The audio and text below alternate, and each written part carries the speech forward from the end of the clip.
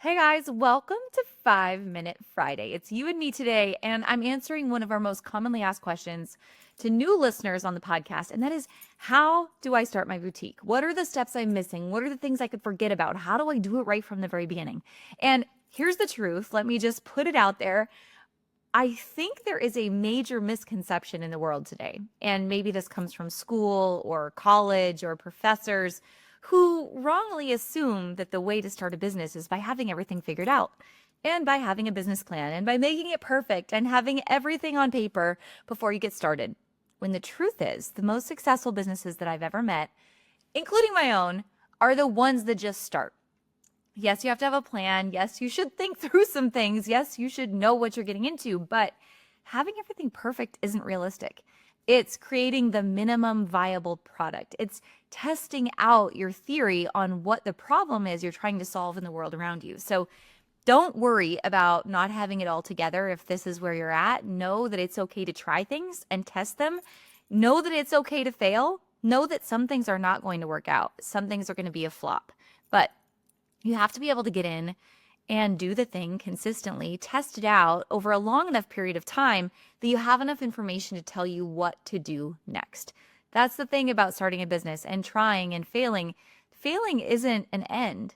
Failing is just saying, hey, you've tried this, but how about you try it a little bit differently next time? And here's how you should try things differently next time. My own business included, there have been too many failures to count. In fact, the entire business model that I first started at the Boutique Hub didn't work, and I had to redirect the entire business model multiple times.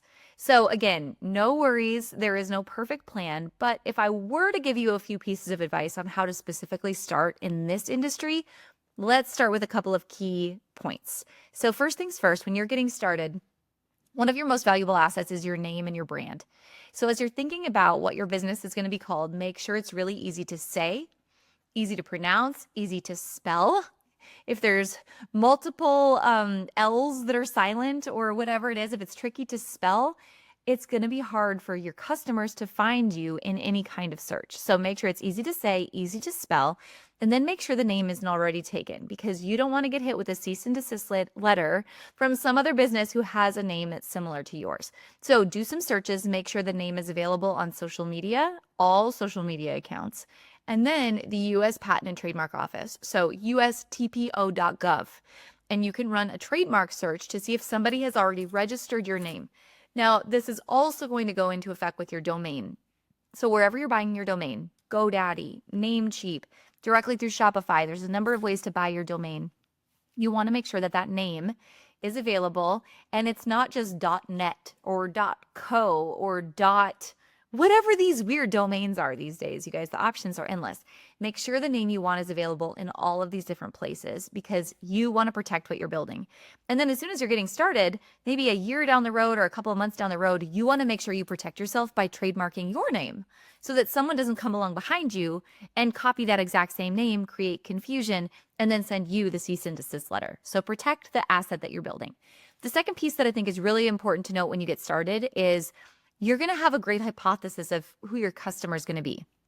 Who's the person that you're really trying to solve their problems? So test that hypothesis out and know that in retail, it's all about just buying and selling and testing inventory, right? You're going to have 1, 2, or 3 key customer avatars, and your buying and selling and the sales data is going to help you understand and build who those avatars are. So your sales data, your marketing information, so just asking your customers questions, really like getting to know your customers if they're walking through the brick and mortar doors of your business, those are going to be the clues to help you understand who they are. If you are a front-facing person in your marketing, chances are your first few customers are going to be a lot like you.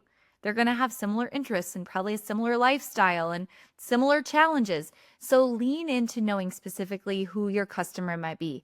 One big mistake I see a lot of early business owners make is thinking that when I target everyone, everyone's my customer, right? Any woman age 20 to 80 needs to buy clothes, and so they could buy them from me. Well, the truth is they don't.